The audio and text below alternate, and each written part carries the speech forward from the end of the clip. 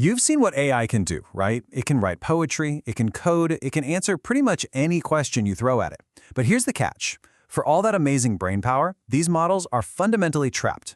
So how do we get that brilliance out of the box and into the real world to actually get things done? Well, the answer lies in a protocol that is completely changing how AI interacts with, well, everything. Let's dive in and see how it all works. And hey, just a quick shout out to DevCredence for making this explainer possible. They're the place to go to prove your skills and really level up your career. We'll talk a bit more about them later on. All right, so first things first. Before we can talk about the solution, we really need to get our heads around the core problem that's been holding AI back from its true potential. It's a concept that perfectly frames the challenge we're facing. I want you to picture this. Imagine the most powerful, most brilliant AI you can think of, but it's just a brain floating in a jar. It has a massive amount of knowledge about the world from all its training, but it's completely and totally isolated. It can't actually interact with the outside world. It has no idea what's on your calendar today. It can't book that flight you need for your trip next week. And it definitely can't access your company's latest sales data from a database. Its knowledge is basically frozen in time, and it has no hands or eyes to act in the here and now. So, the big question is, how do we solve this? How do we connect that amazing brain to the world? Well, the solution is this really elegant and powerful standard called the Model Context Protocol, or MCP for short. The easiest way to think about MCP is as a universal language. It's a standard protocol that gives the AI brain a way to finally communicate with external hands and eyes, and in the AI world, we call those tools. This is the secret sauce that turns a passive, know-it-all AI into an active agent that can accomplish real tasks for you. Okay, so this whole ecosystem really just boils down to three key players. First up, you've got the MCP client. That's the AI model itself, the brain we've been talking about. Second, there's the MCP server. This is the part you build that provides all the tools. And finally, you have the external systems. You know, the real-world services like Google Calendar or a company database that the tools need to interact with. So let's really unpack that relationship. The AI client is the brain. It understands the user's goal, like if you say, summarize my unread emails. The AI gets that.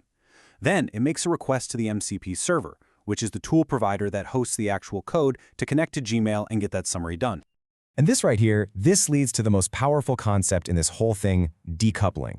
Because the Model Context Protocol is a standard, a developer can build their tools on an MCP server once, and then, get this, any AI that speaks the MCP language can use them.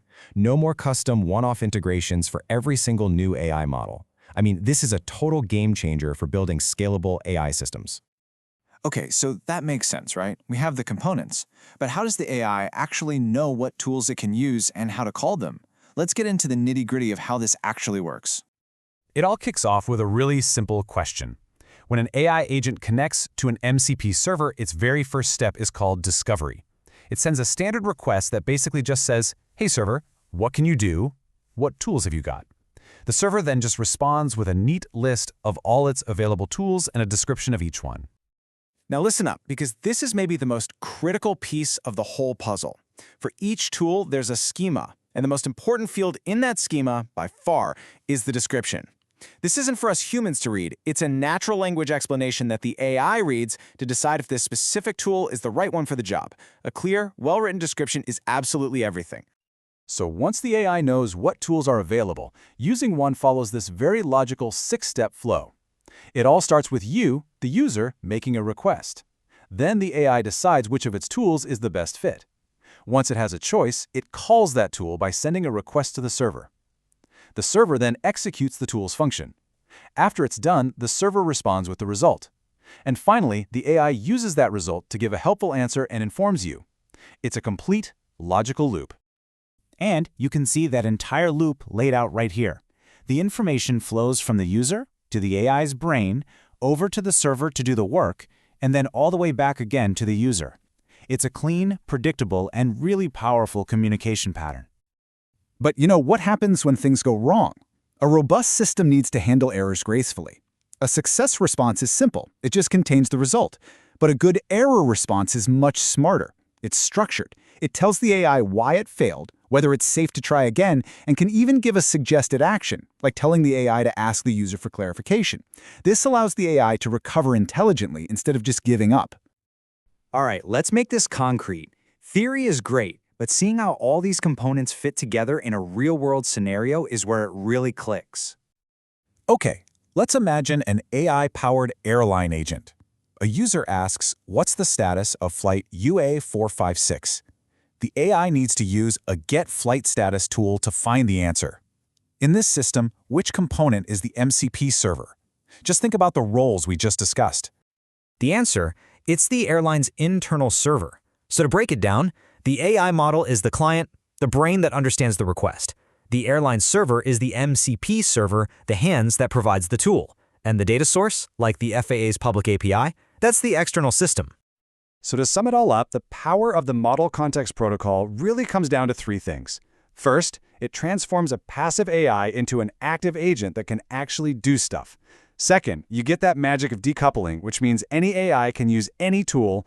And third, it's incredibly scalable. You can just add new tools and capabilities without re-architecting everything. So there you have it. You now understand the fundamentals of how to untrap AI and turn it into a powerful agent. The question is, what are you going to do with that knowledge? Well, you can prove it, and this is where our sponsor, DevCredence, comes in. They're the place to go to validate your understanding of technologies, just like MCP. Getting a certification from DevCredence isn't just about a badge for your profile. It's a clear signal to employers that you have the practical skills to build the next generation of AI agents. It shows you don't just know the theory, you can actually apply it and build this stuff. It's an investment in your future and a fantastic way to stand out in a very competitive field. So head on over to devcredence.com, check out their AI proctored certification exams, and take that next step in your career. So I'll leave you with this question. Now that you know how to give an AI hands and eyes to interact with the real world, what incredible things are you going to build?